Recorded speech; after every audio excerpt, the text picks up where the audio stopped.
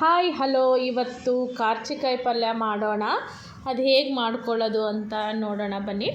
ನೋಡಿ, ಹೊಲ್ದಾಗಿಂದ ಬಿಡಿಸ್ಕೊಂಬಂದಿರೋದು. ಉತ್ತರ ಕರ್ನಾಟಕದಲ್ಲಿ ಬೆಳೀತಾರೆ. ಅದು ಬೆಳೀತಾರೆ ಅಂದರೆ ಬೀಜ ಗೊಬ್ಬರ ಹಾಕಿ ಬೆಳೆಯಲ್ಲ.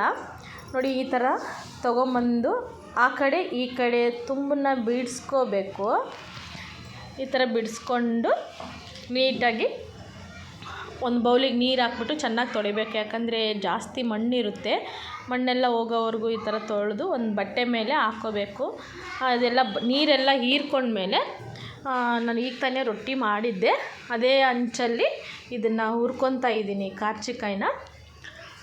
ನೋಡಿ, ಇದು ವರ್ಷದಲ್ಲಿ 2-3 ತಿಂಗಳು ಅಷ್ಟೇ ಬೆಳೆಯೋದು ಇದು ಕಾರ್ಚಿಕಾಯಿ. ಅಂದರೆ ಇದಕ್ಕೆ ಬೀಜ ಗೊಬ್ಬರ ಏನೂ ಹಾಕಿ ಬೆಳೆಸಲ್ಲ. ಹುಲ್ಲುಗಳ ಜೊತೆ ತಾನಾಗಿಯೇ ಬೆಳೆಯುತ್ತೆ ಈ ಕಾರ್ಚಿಕಾಯಿ.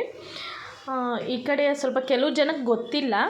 ಇದು ಕೊಪ್ಪಳ ಮತ್ತು ಗದಗ ಸೈಡು, ಅಂದರೆ ಎರಿಮಣ್ಣು ಇರಬೇಕು. ಎರಿಮಣ್ಣು ಸೈಡು ತುಂಬ ಚೆನ್ನಾಗಿ ಬೆಳೆಯುತ್ತೆ ಇದು. ನೋಡಿ, ಈ ಥರ ಕೆಂಪಿಗೆ ಚೆನ್ನಾಗಿ ಹುರ್ಕೋಬೇಕು. ಅದು ಚೆನ್ನಾಗಿ ಹುರ್ಕೊಂಡು ಸೈಡಿಗೆ ಇಟ್ಕೊಂಡಿದ್ದೀನಿ. ಇವಾಗ ಒಂದು ಬಾಣಲೆಗೆ ಒಂದು 2-3 ಸ್ಪೂನು ಎಣ್ಣೆ ಹಾಕ್ಕೊಳ್ಳೋಣ. ಎಣ್ಣೆ ಸ್ವಲ್ಪ ಜಾಸ್ತಿನೇ ಇರಬೇಕು ಇದಕ್ಕೆ. ಎಣ್ಣೆ ಕಾದ ನಂತರ ನೋಡಿ, ಹುರಿದು ಸೈಡ್ಗೆ ಇಟ್ಕೊಂಡಿದ್ದೀನಿ. ಅದು ಸೈಡಲ್ಲೇ ಇರಲಿ. ಎಣ್ಣೆ ಕಾದ್ಮೇಲೆ ಸ್ವಲ್ಪ ಕರಿಬೇವು ಮತ್ತು ಈರುಳ್ಳಿ ಹಾಕ್ಕೋಬೇಕು.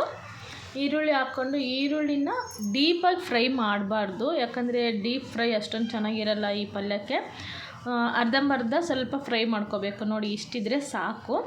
ಇವಾಗ ಇದಕ್ಕೇ ಹುರಿದಿಟ್ಕೊಂಡಿರೋ ಕಾರ್ಚಿಕಾಯಿನ ಹಾಕ್ಕೊಳ್ಳೋಣ. ನೋಡಿ, ಈ ಥರ ಕಾರ್ಚಿಕಾಯಿ ಹಾಕ್ಕೊಂಬಿಟ್ಟು ಈರುಳ್ಳಿ ಜೊತೆ ಚೆನ್ನಾಗಿ ಮಿಕ್ಸ್ ಕೊಡೋಣ. ಇದು BP ಶುಗರ್ ಇದ್ದವ್ರಿಗೆ ತುಂಬ ಒಳ್ಳೆಯದು. ಕಂಟ್ರೋಲ್ ಮಾಡುತ್ತೆ BP ಶುಗರನ್ನು ಇದು. ಮತ್ತು ಇದಕ್ಕೆ ನಿಮಗೆ ಎಷ್ಟು ಬೇಕೋ ಅಷ್ಟು ಖಾರ ತಿನ್ನೋರಿದ್ರೆ ನಾನು 1 ಸ್ಪೂನ್ ಹಾಕ್ಕೊಂಡಿದ್ದೀನಿ. ಖಾರ ಮತ್ತು ರುಚಿಗೆ ತಕ್ಕಷ್ಟು ಉಪ್ಪು, ಒಂದು ಸ್ವಲ್ಪ ಅರಿಶಿಣ, ಹುಚ್ಚೆಳ್ಳು ಪುಡಿ ಅಂದರೆ ಗುರಾಳ್ ಪುಡಿ ಅಂತೀವಿ ನಾವು ಇದಕ್ಕೆ, ಎಲ್ಲ ಹಾಕ್ಕೊಂಬಿಟ್ಟು ನೋಡಿ ಚೆನ್ನಾಗಿ ಮಿಕ್ಸ್ ಕೊಡಬೇಕು. ಇದಕ್ಕೆ ಇಷ್ಟೇ ಹಾಕೋದು.